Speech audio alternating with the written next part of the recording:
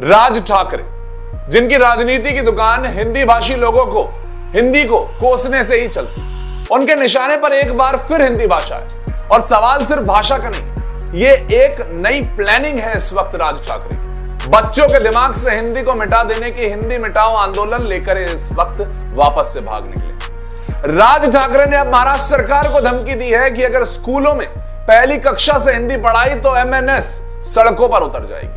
मतलब अब पढ़ाई को भी आंदोलन का मैदान बना चुके हैं राज ठाकरे। बच्चे अब राजनीति के मोहरे बनेंगे। राज ठाकरे ने शिक्षा मंत्री को चिट्ठी लिख दी, जिसमें वो मांग कर रहे हैं कि स्कूलों में सिर्फ मराठी और अंग्रेजी पढ़ाई जाए, हिंदी ना पढ़ाई जाए। साफ कहा है उन्होंने, हिंदी कोई राष्ट्रभाषा नहीं है, बस एक राज्य भाषा है। इसे बच्चों पर थोपना बंद करो। मतलब वो हिंदी को अपने राज्य का इस वक्त दुश्मन बता रहे हैं। लेकिन राज ठाकरे की यह बात खतरनाक बहुत है। आंकड़ों के जरिए समझाता। देखिए, मुंबई की 42% आबादी गैर मराठी है। हर 5 में से 2 टैक्सी ड्राइवर, हर दूसरा डिलीवरी बॉय, हर चौथा मजदूर यूपी बिहार का है। हिंदी मुंबई की लोकल ट्रेनों, बस्तियों और दुकानों में लाइफलाइन है आज भी। 2021 के आर्थिक सर्वे के अनुसार प्रवासी मजदूरों के बिना मुंबई की जीडीपी में 20% तक की गिरावट आ सकती है। तो बताइए राज ठाकरे जी, आप किसकी हिंदी हटाना चाहते हैं? उसी हिंदी को जो इस शहर की सांसों में बसी हुई है। कैसे हटा लेंगे हिंदी को? राज ठाकरे तो चाहते हैं पहली कक्षा से सिर्फ 2 भाषाएं ही चले।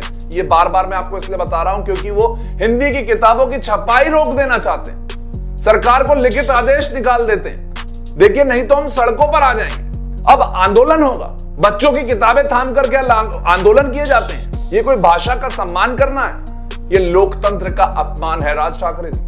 देखो, पिछले 2 महीने में क्या चल रहा है। पहले सरकार ने कहा 3 भाषाएं पढ़ाई जाएंगी, फिर राज ठाकरे जी एमएनएस विरोध करती है, लोगों में नाराजगी फैल जाती है, सरकार बयान से पीछे हट जाती है और राज ठाकरे इसे अपनी जीत बताकर उछल रहे हैं। राज ठाकरे के लिए राजनीति का मतलब है हिंदी को गाली देना। आंदोलन यही चलाते हुए आए हैं वो, आज से नहीं 2008 से।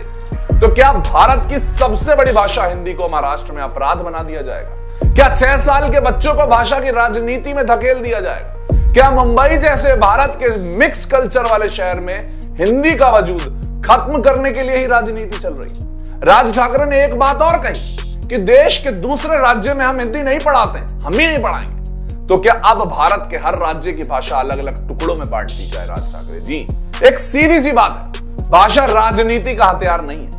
हिंदी राष्ट्रभाषा भले ही ना हो राज ठाकरे जी, लेकिन राष्ट्र की आत्मा जरूर। राज ठाकरे जी, आप बार बार आग लगाते हैं, कभी हिंदी के खिलाफ, कभी हिंदी भाषियों के खिलाफ। पर याद रखिए, यह देश हिंदी हटाओ आंदोलन नहीं, हिंदुस्तान है।